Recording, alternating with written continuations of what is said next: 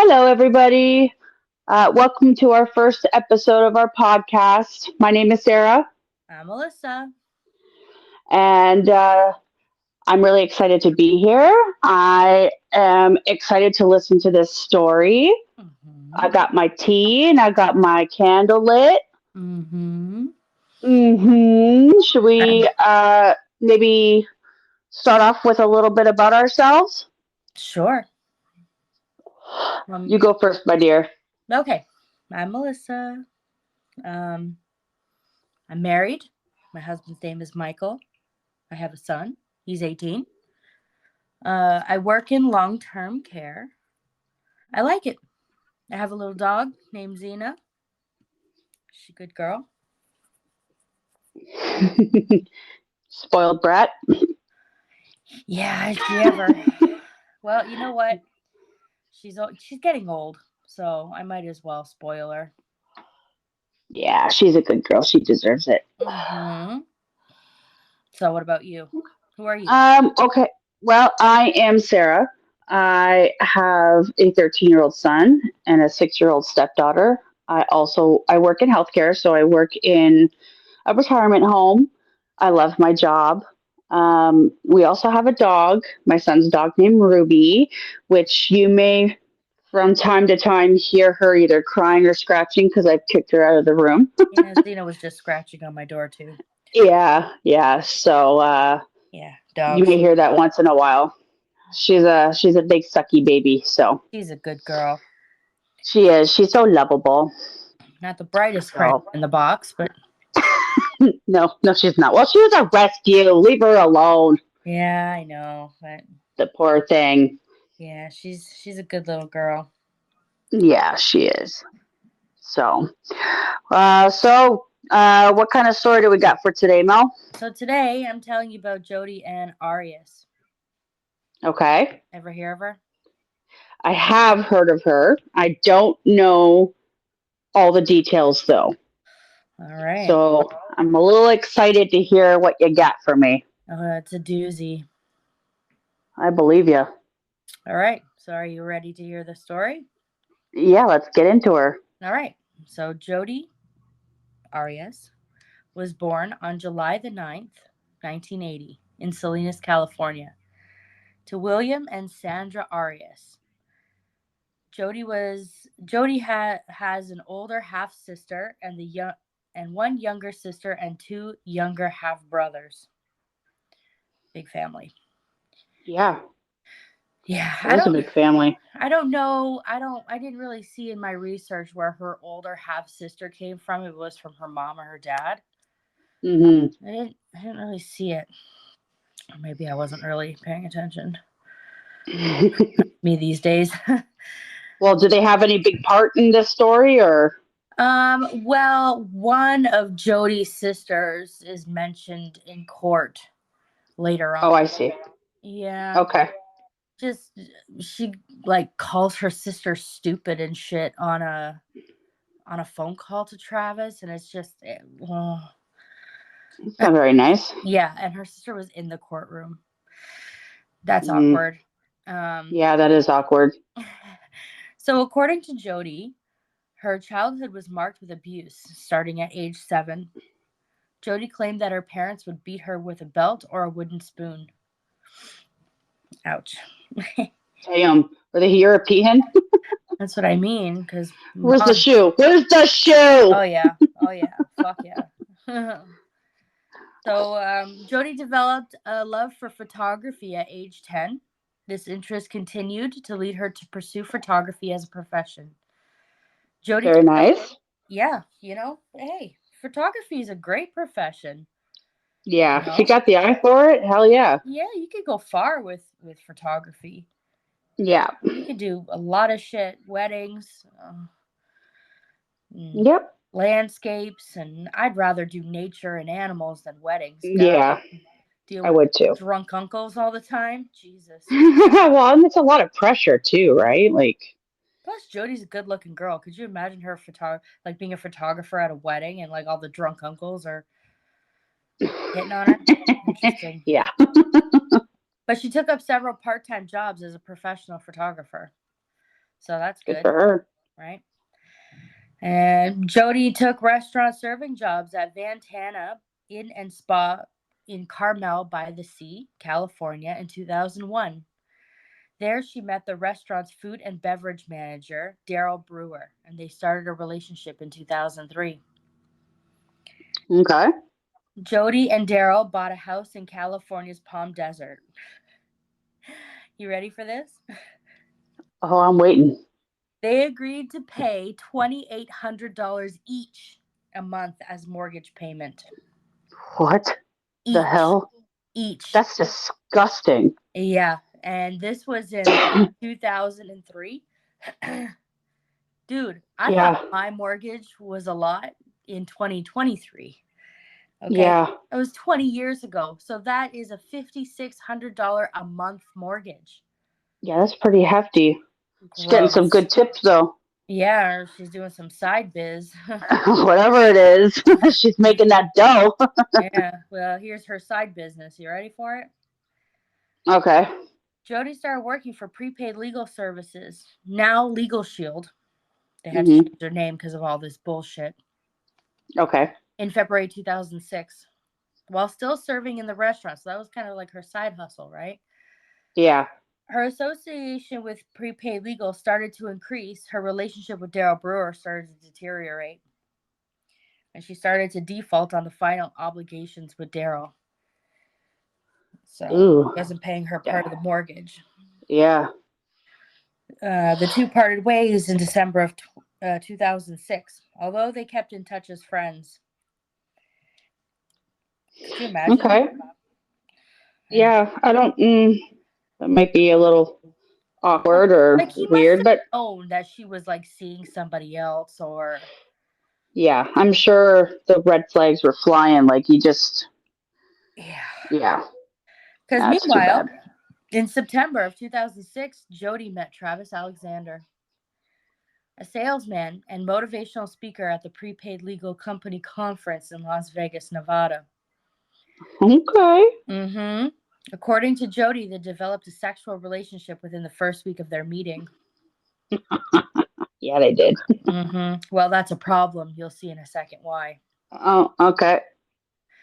Jodi and Travis developed an immediate attraction towards each other that saw them traveling to many states together. While they weren't together, they kept in touch through daily phone calls and email exchanges, though. So they kept in contact every day. Okay. This is where it gets a little, you're like, oh. On Oh, oh November, no. yeah. On November 26, 2006, a ceremony at a Mormon church in Southern California saw Jodi getting baptized into the Church of Jesus Christ of Latter-day Saints. According to her, she took the step to be closer to Travis, who was a devout Mormon. Okay. There it is. Yeah. There it is. What was she before? What like was she religious in any other religions like beforehand or I don't think her family was very religious, but she did have like a boyfriend earlier in her life. His name was Bobby, and he Mhm. was like into like pagan or Wiccan shit. Oh. Oh, Yeah. okay.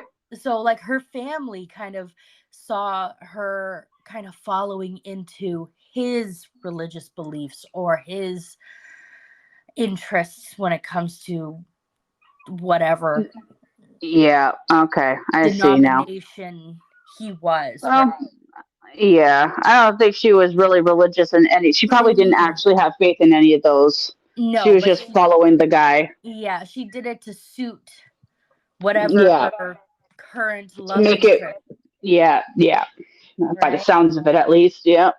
Yeah, so because you'll see that she doesn't seem like a very Well, person. that's what crazy bitches do, I guess. Uh-huh.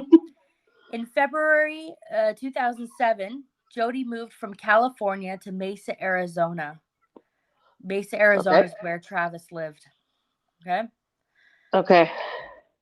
Jodi and Travis ended their relationship of June of that year, but continued to have sexual relations periodically. Mm, She okay. fucking moved from California all the way to his town, right? And Yeah. knowing that they're still gonna kind of have like this sexual relationship, Yeah. but knowing that their relationship wasn't gonna work out, right? Yeah. Okay. They were just buddies. Yeah, they were just having a good time together. Well, I don't know if she knew that he he just wanted to have a good time with Jodi. I don't think that Okay. at that point I think he knew that he wasn't going to marry her, that Yeah. she was kind of just a good time, but I like that's sad though. Like when you think about like if Yeah, he's in because love if with a she, guy. yeah, like if she has more feelings than that and he's looking at her just for the Yeah. occasional, play Yeah. around or whatever, then yeah, that kind of sucks for her. That could Yeah. drive someone crazy. Yeah, well, yeah, I don't know if it crazy enough to what she did, but yeah, I agree with you. Like it could drive somebody pretty, Yeah. especially because he's dating other women, And you she know. knew that? Yeah, so Travis accused Jodi of stalking him, including sending him and other women he was dating threatening emails. Oh, yeah. Okay. Yep, which he complained to multiple people about. However, in spite of a strained relationship, the two kept in touch, continuing their sexual relationship and traveling together into March of 2008. So, man, he's just giving her false hope. Like he's leading Yeah, her on. yeah, because he keeps he's stringing her along a little bit. Yeah. You know what I mean? And like maybe he did tell her like I don't want anything serious with you. Are you okay Yeah. with that? I'm not sure about that, right? Okay. All right.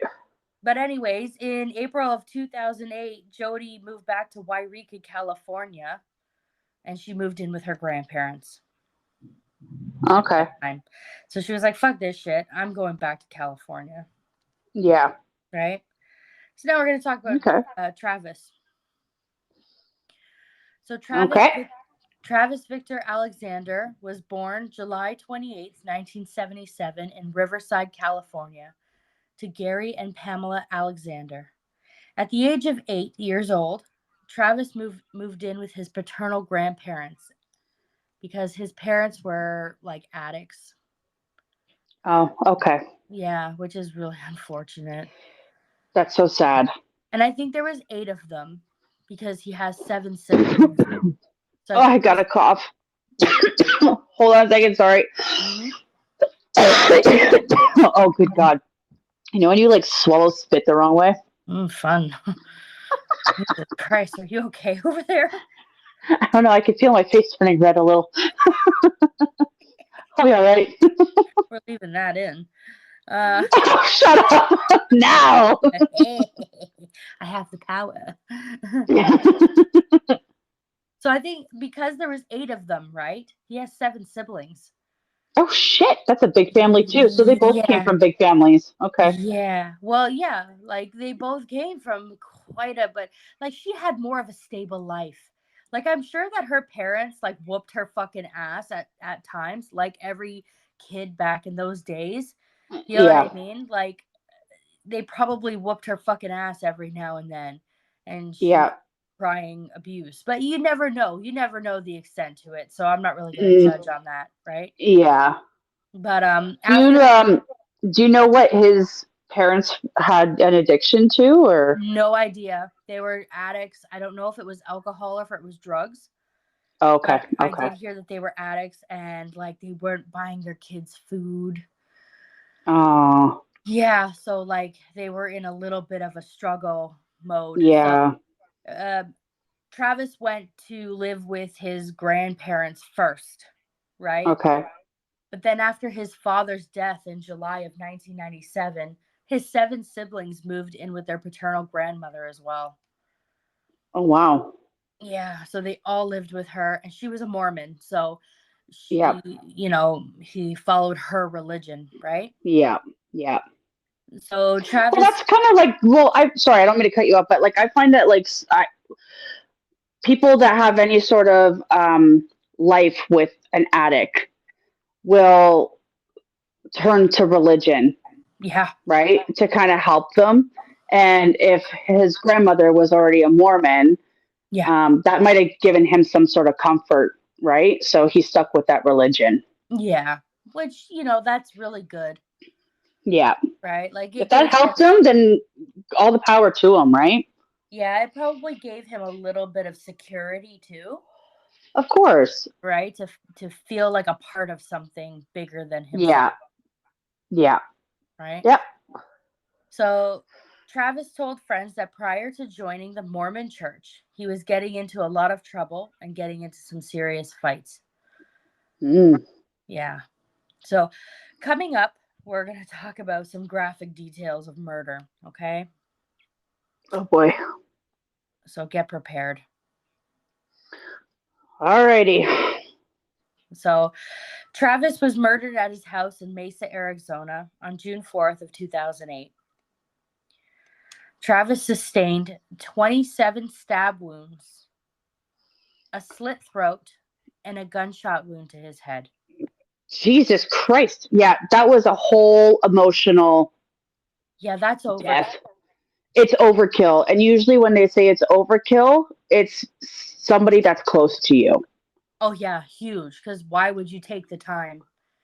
Well, You yeah, know, like as if you couldn't stab him. How many times? 27?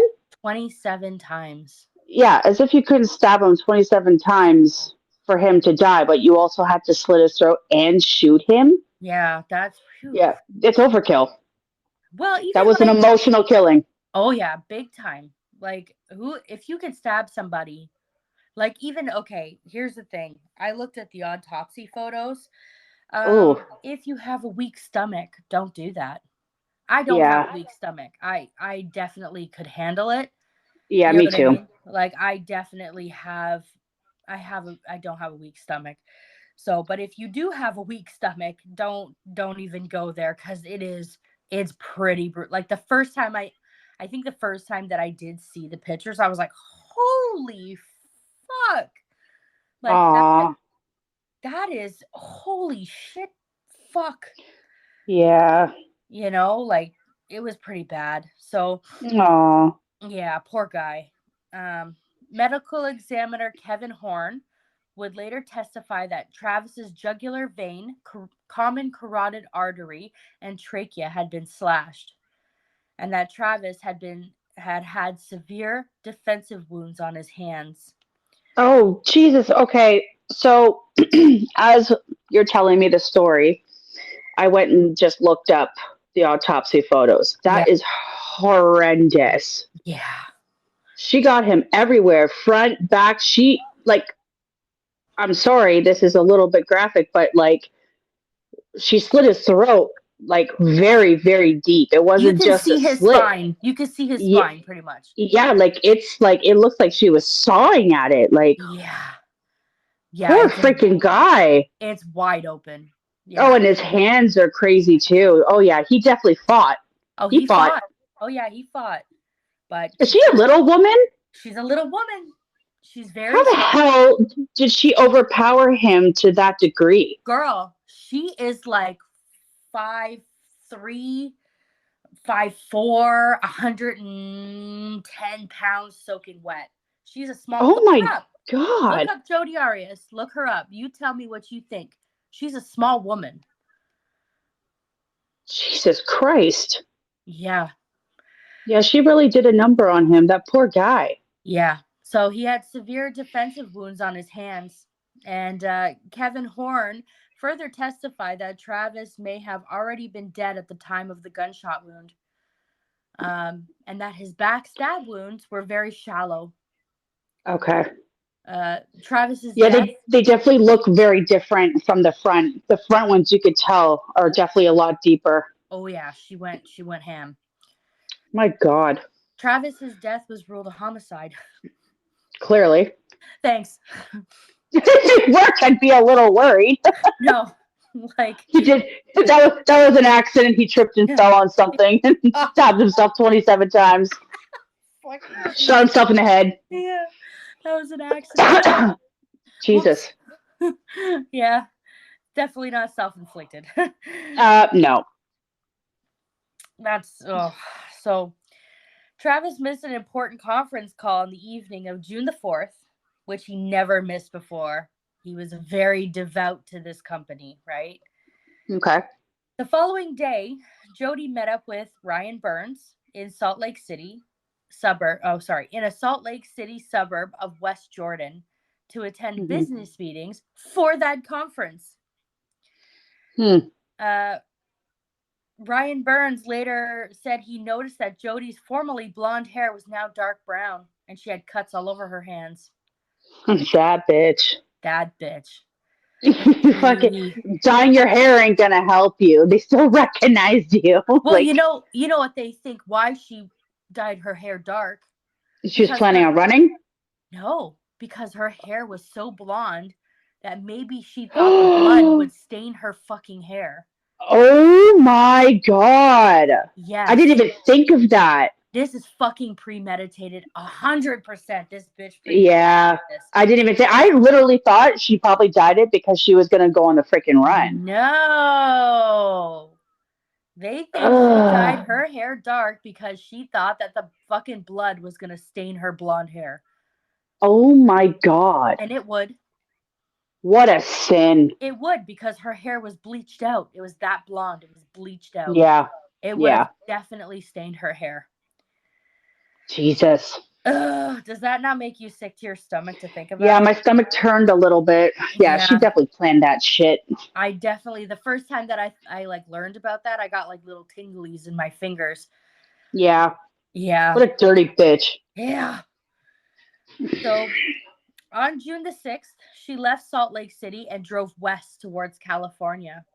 During that drive, she called Travis's phone several times and left a bunch of voicemail messages for him. Yeah, because she got a call from a friend, I think her name was Leslie, saying, hey, I called Travis a bunch of times and he's not answering. And, I left him a couple voicemail messages and it clicked in her head. Hey, maybe I should do that too. Yeah. Right? She goes, maybe I should do that too, just to kind of throw off the police a little bit from my trail. Right? So she voicemail, Sarah, that she left him it's crazy because she sounds just fine. Oh, did you hear them? Oh yeah, she's talking about like planning stuff, right? Okay. Talking about planning like future stuff. Okay? Yeah, she's trying to make it seem like she was still trying to contact him, even though she knew he was dead. Yeah. Ugh. Hold on. Bitch. Voice. Man, let's just see if I can. Let's just see. Jodi Arias. Hold on a second. Let me see if I can. Of course, there's an ad. Why wouldn't there be? Yeah. Is it on YouTube? Yeah. Of course. Yes. So they divert attention away from you. And what's this? It? No. It's the time on this exhibit. I might not be able to find it right now.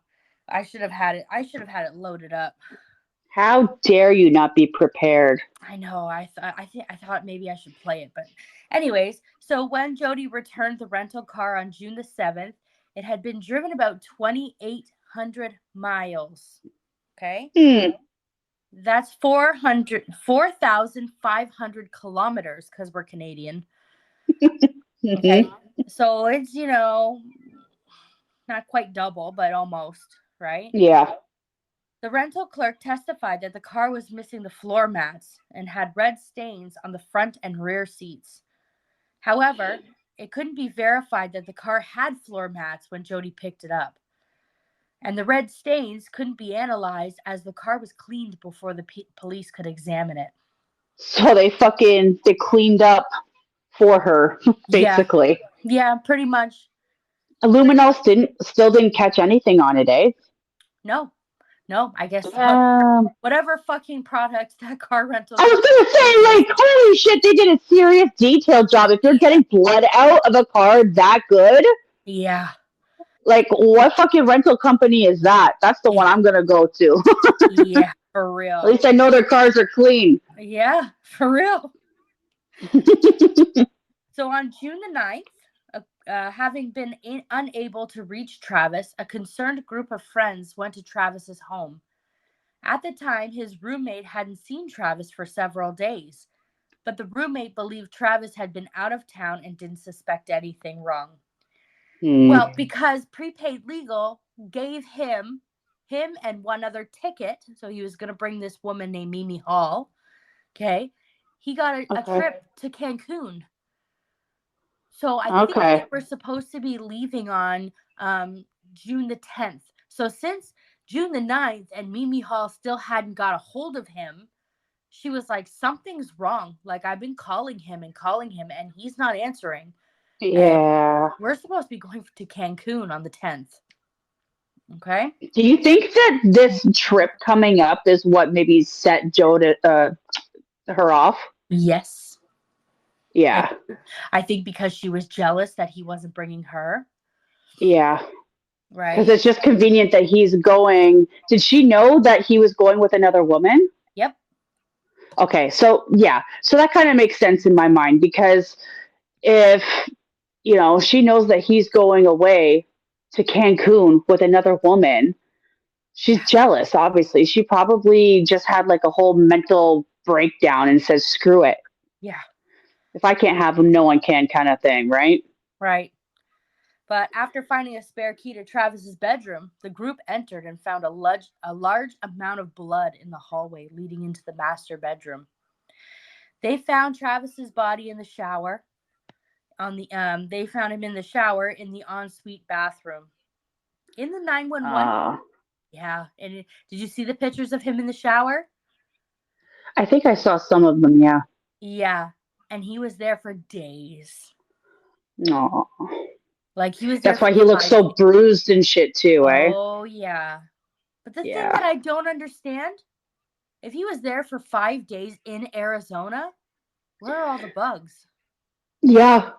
Well, it's got to be air conditioned and shit, so it probably slowed it down a little bit. But it must have smelled. That matters. Yeah, I don't think that matters. Bugs, they're going to find a way, like maggots and flies. So I wonder, after 5 days, where were all the bugs? But anyways, that was something that just kind of weirded me out a little bit, looking at pictures of him in the shower. I'm like, there's no bugs. No disco lights. Yeah. You know what I mean? Like, that's weird to me. I don't know. Yeah. Anyway, in the 911 call, the dispatcher asked if Travis was suicidal or if anyone was angry enough to hurt him. Travis's friends immediately mentioned Jodi by name as a possible suspect, stating that Travis told them that Jodi had been stalking him, accessing his Facebook, and that she slashed the tires on his car. Yeah. Jesus Christ. Well, good. Yeah. Bitch. So, while searching Travis's house, police found his recently purchased digital camera damaged in the washing machine, along with some items of clothing that appeared to have bleach poured on them. So this bitch. Wait a minute. She put the camera in the wash machine? Yes. Stupid bitch. Why wouldn't she take that with her? She's so stupid. It's good. I love it when they're stupid. Right? I love it. I was the same thing. The minute that they were like, "Oh, we have the camera," I'm like, "Dumb." Fucking stupid. Like, why would you take it with you? Like, that's what kind of fucked her. Okay, because you ready for what they found on the camera? Oh God. Police were able to recover deleted pictures showing Jodi and Travis in sexually suggestive poses taken at approximately 1:40 p.m. on June the 4th. So the day he died. Yeah, I was gonna say it's the same day, isn't it? Yeah. So the last picture of Travis alive was him in the shower, taken around 5:30 p.m. that day. Yeah, I'm looking at that right now. Yeah. So the pictures of Travis in the shower, she suggested to him let's take some Calvin Klein style photos. Okay. Mm-hmm. Of course, she's a photographer, so she wants to Yeah. get that shot, right? But I Yeah. think she lured him into the shower to take pictures of him to get him Yeah. in a small confined space. Yeah. He was kind of more vulnerable in there. Very, very Yeah. vulnerable. Oh, she's smart, but she's so stupid. She's so dumb. Because you ready for this? Mm. Pictures taken moments later show an individual believed to be Travis profusely bleeding on the bathroom floor. Because Stupid when bitch. she fucking started stabbing him and shit, she dropped the camera. And she took the Uh, pictures. Okay? And they have her pants and her socks. If you see that picture on your little Google search there, he's yeah. bleeding profusely. You can see that his shoulder, and you can see there's lots of blood. Oh my Okay? God. Yeah. So on July 9th, 2008, which is Jodi's 28th birthday, she was indicted by a grand jury in Maricopa County, Arizona, for the first-degree murder of Travis Alexander. And Good. yeah, on her birthday. So good. Fucking A. Fucking A. She was arrested at her grandparents' house on July 15th and was extradited to Arizona on September the 5th. And Jodi pleaded not guilty on September the 11th. Wow. Like, if you Not watch, guilty. yeah, not guilty. Okay. Dumb bitch. Yeah. So during this time, she provided several different accounts about her involvement in Travis's death. She first told Detective Flores that she hadn't been anywhere near Mesa, Arizona, or Travis's house since March of 2008. But remember, the police have time and date stamp pictures proving Yeah. she was there and involved in a sexual encounter the day of Travis's death. Yeah. And Stupid it's bitch. clearly her. They're naked. Yeah. Those pictures are online too. Oh? Yes, you see Naked pictures? vagina and titties. Oh, okay. I'm And gonna she's go in, ahead and search yeah, that. and she has pigtails, and there's naked pictures of him. Yeah, Damn. all date and time stamped on the fucking day. This is what I mean. Yeah. Take the camera, you idiot. Yeah. But she's not guilty, right? Oh my god, so stupid. Like, obviously they know what time and like what the day he died. There's fucking pictures of her killing him. So they Stupid. know Oh she my. was there. Yeah. Oh yeah, there are naked pictures of her. I told you. She's got a gaping asshole, bro. Yeah. Yeah. And Yeah. Yeah. well, Ew. look, you're gonna find out in a little while why she has a gaping asshole. God. Yeah. Do tell. Yeah. So Jodi knew that the police didn't believe her bullshit about being nowhere near his house. So she Yeah. comes up with the worst story. Literally makes my skin crawl listening to it. She tells the police that two masked intruders broke into Travis's house, murdering him and attacking her, but leaving her alive. What? Yeah. She made up this whole fucking story. So she spent, after her arrest, I guess she spent a night or a few days in jail. And she was like, fuck, I need to come up with a different story. So she Yeah. starts talking about how, oh, these two people broke in and they were saying, she's not why we're here. She's not why we're here. You have to stick to the plan. And they killed him. And they said that if I said anything, they were going to do the same thing to my family. So Oh, now, get the fuck out of here. yeah. She's like, so I need to think of my family. Ugh. 2 years Disgusting. after her arrest, Jodi admits to killing Travis in self-defense. She just can't. She just can't tell the truth, eh? Like she No. just has to fucking. She has to. Yeah. Has to. What a dirty bitch. Stating that she had been a victim of domestic abuse. Mm-mm. Yeah. So Jodi was represented by appointed counsel Kirk Nurmi, and Jennifer Wilmont. Her trial was held at the Superior Court in the state of Arizona in Maricopa County. The judge sitting for the trial was Sherry K. Stevens, and the prosecutor was Juan Martinez. He's a fucking pit bull, this guy. Good. Yeah, he was a fucking pit bull. Like, I love it. There was some stuff that happened with him after the trial, like some sexual misconduct shit with the people in his office. Oh. Yeah, I don't know. But during this trial, he was a fucking pit bull. Okay. So proceedings began on December the 10th, 2012. On December the 20th, Jodi's attorneys argued that the prosecution systematically excluded women and black people from the jury. Yeah, of course, they're going to grab at everything that they can. Yeah. Prosecutor Martinez said sex and race were irrelevant to the decision to strike jurors. Judge Stevens ruled that the prosecution had shown no bias in the jury selection. So they were like, no, that's not going to work. Yeah. Okay.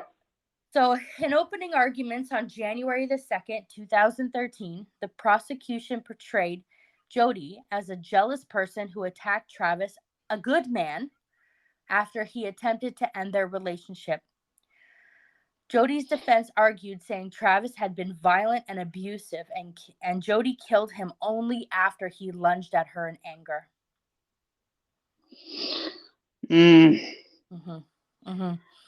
Pretty sure that's bullshit. Because just if you look at the crime scene and everything, you're like, nah, that didn't happen. Yeah, no. She got him in a vulnerable position. She did. She planned that shit out. Oh, yeah. The prosecution alleged that Jodi had premeditated the murder. They contended that Jodi staged a robbery at her grandparents' house where she was living in order to steal a handgun to kill Travis. Let me guess, it was the same freaking handgun or the same type of bullet that killed him, right? Yep. How convenient. It's like you read the next line. The gun stolen and the gun used to kill Travis were both .25 caliber. Yep. Yeah. How convenient. How convenient. The prosecution said she used a couple of gas cans that she bought in advance to avoid having to stop at a gas station in Arizona. No security footage of her at no gas station in Arizona. She must not have been there. But no, she had fucking gas cans, okay, that she could just fill up on the side of the road. No gas receipts or anything in Arizona. She wasn't there. Yeah. She tried to be smart. She tried, but she left the fucking camera in the washing machine. Yeah.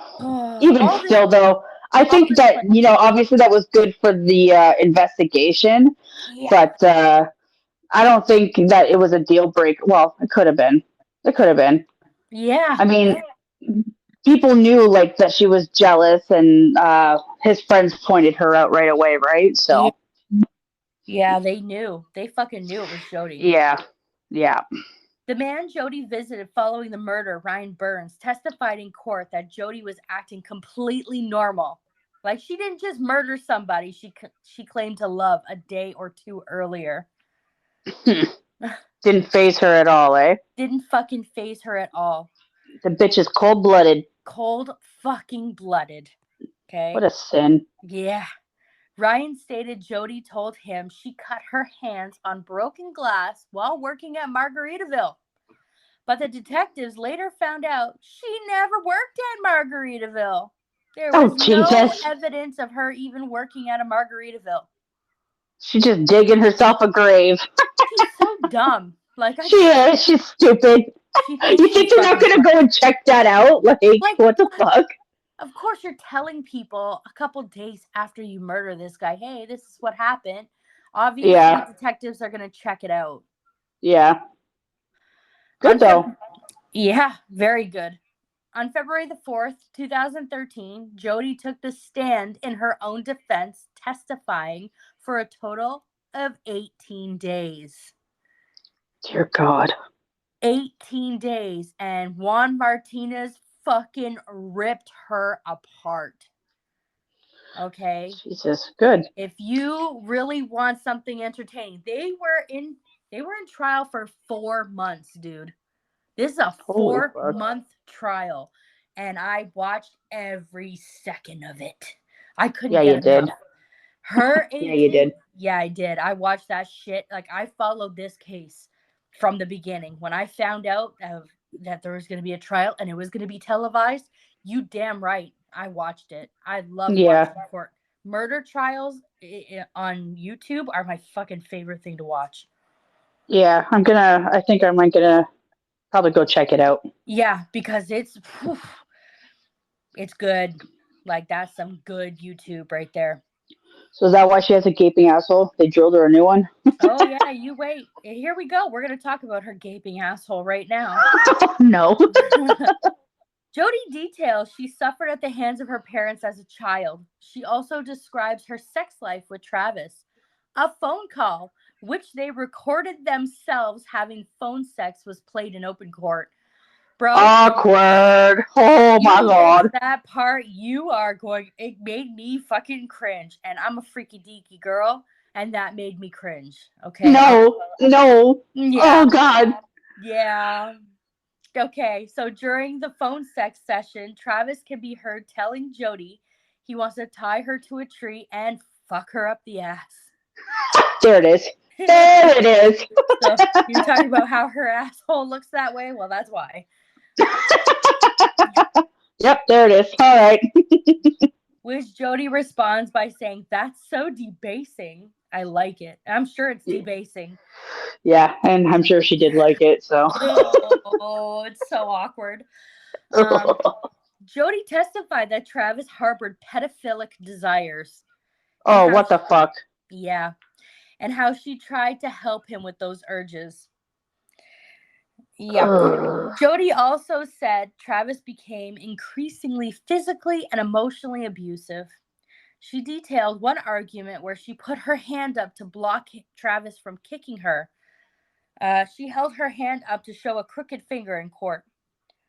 Jodi said she killed Travis in self-defense after attacking her for dropping his camera, forcing her to fight for her life. The fuck out of here. Mm-hmm. Oh, it gets better. Okay. It gets better down below a little bit. Oh. Mm-hmm. Beginning March the 14th, psychologist Richard Samuels testified for the defense for nearly 6 days. He said Jodi had likely suffered from acute stress at the time of the murder, sending her body into fight or flight mode to defend herself, which caused her brain to stop retaining memory. Oh, God. Mm-hmm. Mm-hmm. Okay. In response to a jury question asked whether this scenario could have occurred even if it was premeditated murder, as the prosecution contended, he replied, "Is it possible? Yes. Is it probable? No." Mm. It is probable. Okay. Mm-hmm. Dr. Samuels diagnosed Jodi with PTSD. Juan Martinez attacked his credibility, accusing him of bias and having formed a relationship with Jodi, as he had previously testified having compassion for her. Oh, what the fuck? Mm-hmm. Yeah, but that was hired by the defense. So it's always a back and forth. So whoever's hired by the defense is going to stick up for her. Whoever's hired by the prosecution is going to like, go against her, right?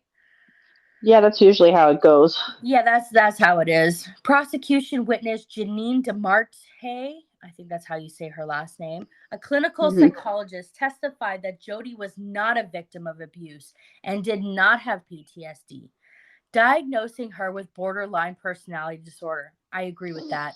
I was going to say that sounds about right. Yeah. In response to Dr. DeMarte's testimony, the defense asked for and received permission to call a rebuttal witness, psychologist Robert Geffner, who said that all the tests taken by Jodi since her arrest pointed towards anxiety disorder stemming from trauma. Yeah.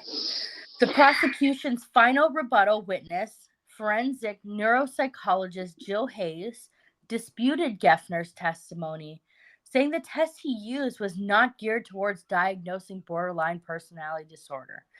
So the guy used the wrong fucking test. How the fuck is he gonna, whatever. Yeah. In closing arguments, Juan Martinez accused Jodi of being a manipulative liar, showing a text Travis had sent calling Jodi evil. He also said that Jodi attempted to manipulate the jury. I can see that. If you watch her on the stand, you'll see it too. Yeah, okay. Jodi's defense asked the jury to put aside any dislike they may have had for Jodi. In him saying that, he said, I know that you guys might not like her. Most days, I don't like her either. This is her defense attorney. Her fucking defense attorney said he doesn't like her most days. Oh, fuck. Okay? Like, these are the people that are supposed to be sticking up for you. And he just legit out in open court said, I don't like her most days. That might have been like a tactic that he used, though, to try to make it more believable to be on her side. The whole court, though, the whole courtroom went, Yeah, what the hell? Like, if I were in her position and my lawyer said that, I would smack him upside the head. Like, what the fuck? Yeah. And he said that the prosecution's premeditation theory doesn't make any sense. Yeah, it does. It makes all kinds of sense. It sure does. Contending that Jodi's behavior, including appearing on security cameras, preserving receipts from gas cans she purchased, and spending the night at Travis's house the night before the killing, were inconsistent with the notion that she was on a covert mission. Inconsistent, eh? Mm-hmm. Oh, okay. Well, he's trying. Yeah. In rebuttal, Juan Martinez re-emphasized the extent and variety of Travis's wounds, calling the killing a slaughter. I would agree with that. Yeah, I do too. Slaughtered him. Yeah. Jesus Christ. Like, I couldn't even imagine what he was going through in that moment. Like, it is so insane to think about. Yeah. And you're terrifying. Like, imagine being under attack by this fucking person, that you were literally just having sex with a couple hours before that. Yeah. Like, what a sin. Yeah, it's really bad. 3 jurors were dismissed through the course of the trial. 1 for misconduct, 1 for health-related reasons, 1 after being arrested for a DUI offense. Oh, Jesus. Yeah. Yeah, 3 jurors. Okay. At the closing arguments, the jurors were instructed that they could find Jodi guilty of first-degree murder if each of them individually found that she had premeditated the murder or caused the death while committing a felony. Mm-hmm. On May the 8th, after 15 hours of deliberation, Jodi was found guilty of first-degree premeditated murder. Yeah. Good. 7 of the 12 jurors determined she was guilty of felony murder. As the verdict was read, Travis's family smiled and hugged each other. I was going to say, the family there. I'm glad. Oh, yeah. And they must have show it. Yeah, they must have breathed a huge sigh of relief. Oh, yeah. They knew she killed him. Like, yeah. And just watching them in the court as trial was happening, just the look on their faces. Like, imagine they're showing pictures of his dead body in open court and his family is there. Like, that is just, I couldn't even, like, if that was a family member of mine, and I wouldn't be able to look at that. No, neither would I. Like you just saw, his dead body is plastered all over the internet. Yeah, it is. Like, that's tough. Oh, that's so sad. Yeah, it's hard. It's hard to think about. I couldn't imagine. Nope, me either. Crowds outside the courthouse began cheering and chanting. Following the conviction, the prosecution was required to convince the jury that the murder was cruel, heinous, and depraved. Yep. For them to determine if Jodi was eligible for the death penalty. Oh, shit. Yeah. The aggravation phase of the trial started on May 15th, 2013. The only witness was the medical examiner who performed the autopsy on Travis. Mm-hmm. Jodi's attorneys, who had repeatedly asked to step down from the case because they didn't like her, provided only brief opening statements and closing arguments in which they said that the adrenaline rushing through Travis's body may have prevented him from feeling much pain during his death. You can only hope. Yeah, but fuck off. You can only hope, right? I mean, you get stabbed and your throat slit and all that stuff, right? Like hopefully he was dead for the gunshot. Oh yeah. But Oh, yeah. I mean, like you're getting stabbed that many times. And his throat was cut. So once his throat was cut, he lost enough blood. He was out. He didn't feel the shot. Yeah. Right? That's a terrible way to go, though. Yeah. So prosecutor Juan Martinez showed photos of Travis's corpse and the crime scene to the jury, then paused for 2 minutes of silence to illustrate how long he claimed that it took for Travis to die. 2 minutes is a long fucking time when you're bleeding out. Yeah, I was gonna say, it may not seem long to you right now as you sit there, Yeah. but when you're going through that much trauma and all of that, that's a lifetime. Yeah. After Okay. After less than 3 hours of consideration, the jury determined that Jodi was eligible for the death penalty. Hell yeah, she was. Fuck yeah, she was. And she's a lucky fucking... Anyways, the penalty phase began on a really good day, though, because it began on May the 16th, 2013. Oh. We were celebrating Evan's 3rd birthday. Yes, we were. Which was a beautiful day. Yeah. When prosecutors called Travis's family to offer victim impact statements in an effort to convince the jury that Jodi's crime merited the death sentence. Another good day. On May 21st, Daddy's birthday, yeah.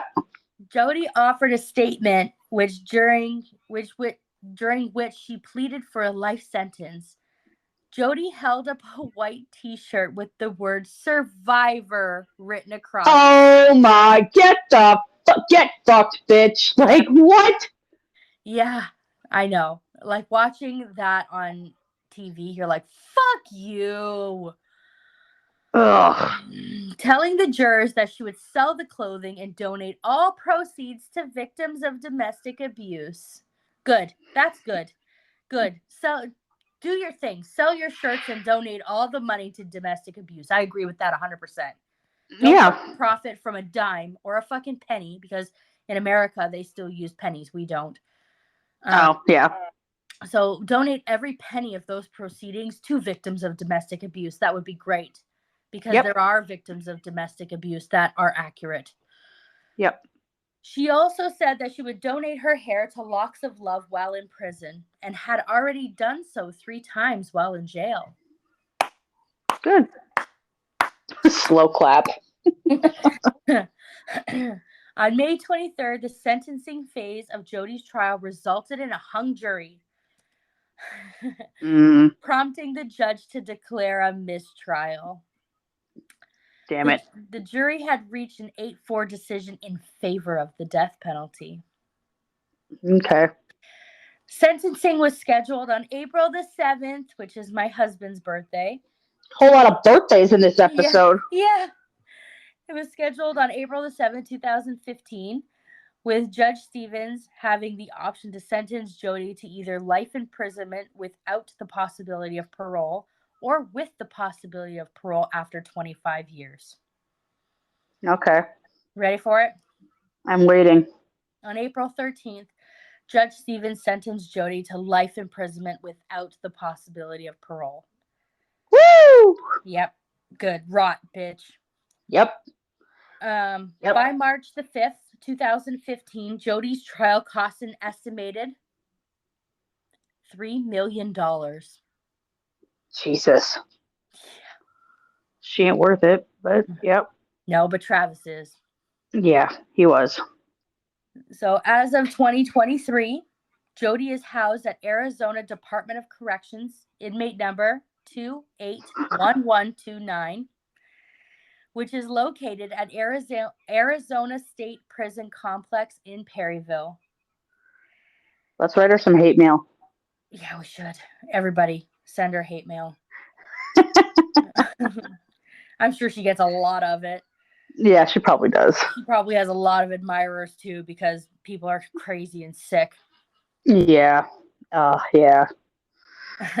She started her Jesus. sentence in the prison's maximum security unit, but has been downgraded to medium security level. Well, that kind of sucks. Yeah. Well, that's all I got for Jodi. Psycho fucking bitch. Well, I hope she rots. Yeah. And I hope that she gets fucked by a broom handle Oh, on a daily basis. she might like that though. She sounds like she's kinky enough, dirty bitch. Yeah, I'm sure that she probably has like lesbian lovers in jail, which, hey, do you, baby girl, but still, at the same time, fuck that bitch. Yeah, well, I want to take a second just to say rest in peace to Travis. Yeah. And I am so sorry to his family. Yeah. I hope that they're well on their healing journey. I know that they'll never heal fully from that. No, this is going to Ever. be a generational thing. Like, imagine Yeah. Travis's nieces and nephews. Like, his dead body is posted on the internet. Yeah. What a sin. Yeah, it's horrible. Like, Aw. yeah, it's hard because like his sisters and stuff look just like him. So it's tough. It's tough to see them. Like, I couldn't even imagine. Yeah. Oh, it's terrible. Like, I've only got you as a sibling and you only have me. So it's like, you know. Yeah, that would be hard. Yeah, I wouldn't know what to do. I don't know if that would break me big time. Yeah, me too. So. Okay, well, I guess that concludes our episode. Yeah. Thank you, everybody, for joining us. And I guess next week I'll be doing my story. Yeah. Is it old-timey or is it new? I was doing research on an old-timey one, which was here in Canada. It was the mid-1800s. I'm still kind of working on that one a little bit, but I've got another one for you that I think you'd like. Yeah. So I'm excited for that. Yeah. But yeah. So, anyways, hope everybody has a good night. Stay safe, and thank you for listening. And join us next time. All right. I'll talk to you in a bit, I guess. All right.